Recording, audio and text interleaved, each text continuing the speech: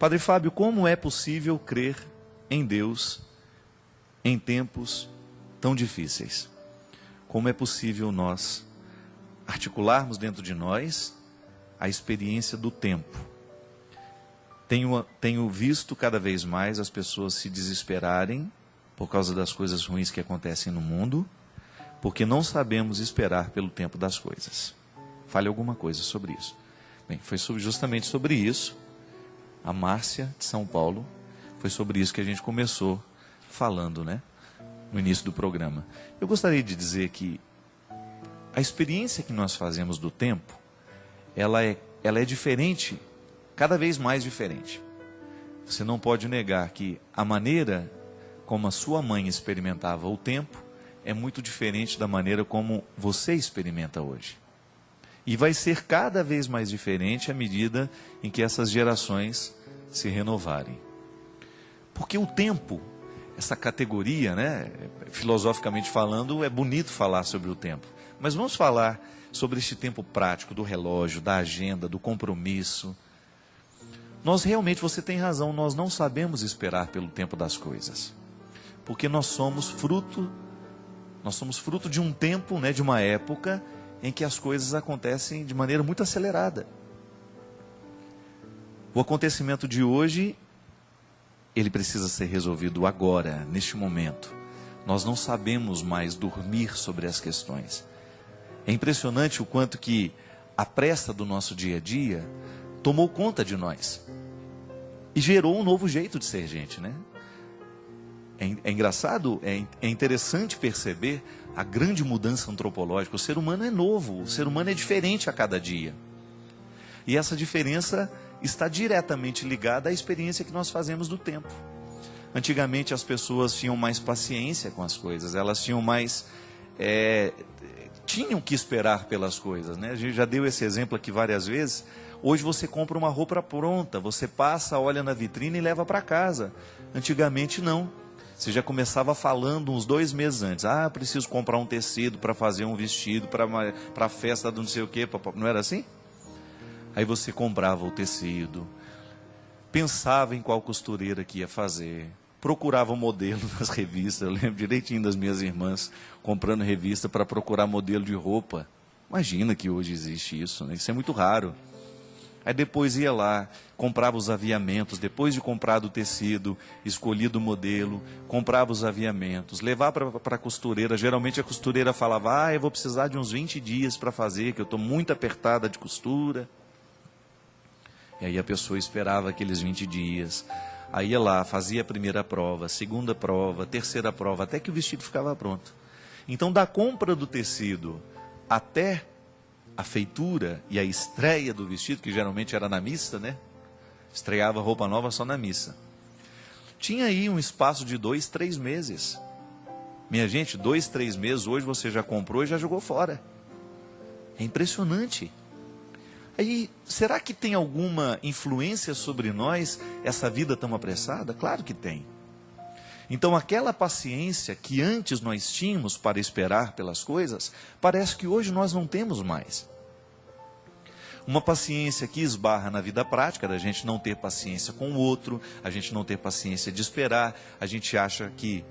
Eu me lembro, o padre Joãozinho tinha essa neura, não sei se ele ainda tem, mas ele tinha uma neura de que o computador dele era lento, que demorava demais para ligar. Aí eu perguntei a ele, mas quanto tempo demora? 1 minuto, 1 minuto e meio. Imagina você, a gente achar que 1 minuto, 1 minuto e meio é tempo demais. E é verdade, pode observar o quanto que às vezes a gente fica impaciente quando a internet está lenta. Gente, antigamente, para uma informação chegar, demorava horas e horas e horas. Às vezes o defunto morreu ontem, né? Nós só vamos ficar sabendo daqui 15 dias. Era o tempo que levava alguém para andar a cavalo, com o bilhete, com aquela história toda, né? Então é difícil. Hoje nós não temos paciência. Os 2 minutos para nós hoje representam muita coisa. Então veja bem, houve uma mudança antropológica. Mudou o ser humano que interpreta o tempo. O tempo é o mesmo, ele continua do mesmo jeito. Ainda agora vindo para a Canção Nova, né, a gente estava falando de uma amiga nossa que a gente gosta muito, que é a Lourdinha, lá de Formiga. Uma grande irmã que Deus me deu. E a gente estava lembrando algumas frases que são típicas dela, né? Um jeito próprio de falar, um jeito próprio de interpretar o mundo, um jeito próprio de ser gente. E confesso, né? Para mim, se eu pudesse, eu passaria ao lado da Lourdinha o tempo todo. É uma pessoa que só me faz bem. É uma pessoa agradabilíssima, como diz ela, né? E a gente estava comentando, eu dizia isso, né? O Cláudio e a Cidinha que vinham comigo no carro, eu dizia: hoje já não nascem mais Lourdinhas. Por quê? Porque hoje as pessoas são muito diferentes. O olhar específico que a Lourdinha tem do mundo, é difícil encontrar pessoas hoje. Por quê? Porque o ser humano está diferente. E é engraçado porque os meus grandes amigos são sempre mais velhos.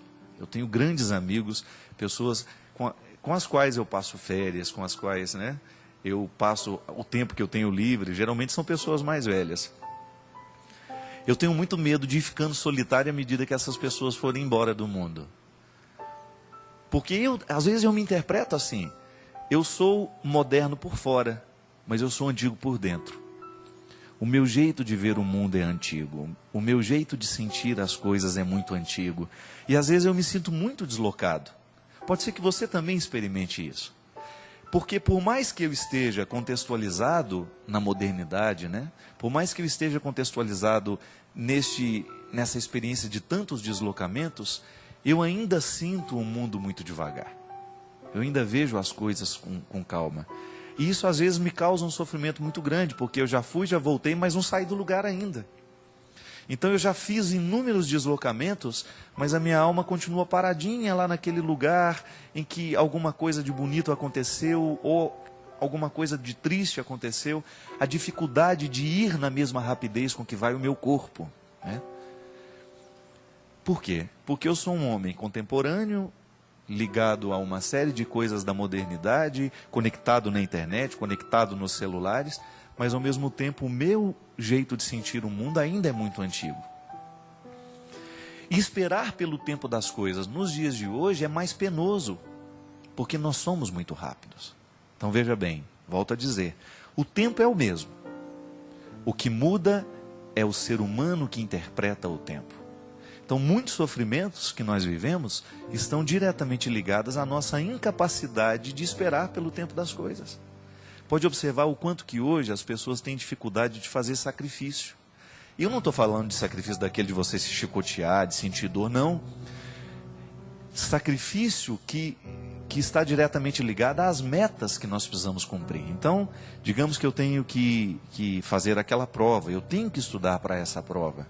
Então eu tenho dificuldade de me aquietar, de estabelecer um tempo para esse preparo, de estudar, de me dedicar ao estudo que vai me capacitar a fazer a prova.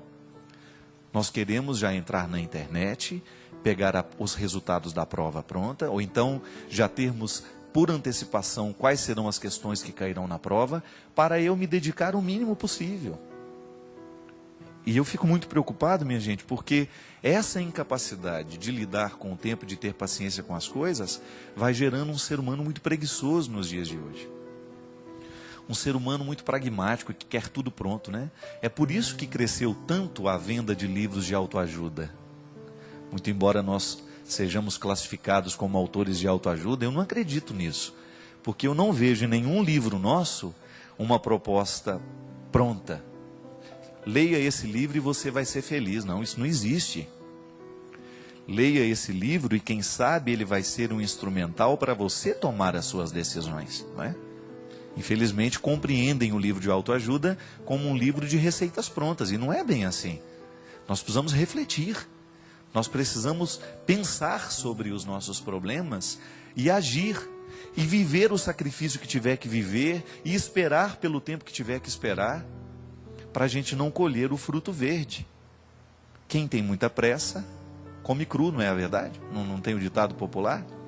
Ou então a gente colhe o fruto antes da hora, porque a gente não teve paciência de esperar.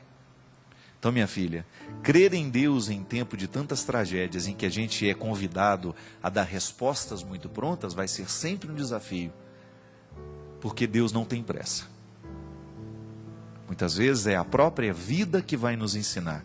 A resposta que você queria exigir de Deus há 20 anos atrás, talvez você só vai tê-la hoje. Por quê? Porque você precisou passar por um processo de construção dessa resposta. Deus não é um pai que fica adulando os filhos, dando a eles os doces na hora que eles querem. Deus quer que a gente verdadeiramente chegue ao lugar que a gente precisa chegar. Ele nos dá a graça, mas a gente precisa fazer o esforço da caminhada. E às vezes é justamente não ter disposição para o esforço da caminhada que compromete o resultado final.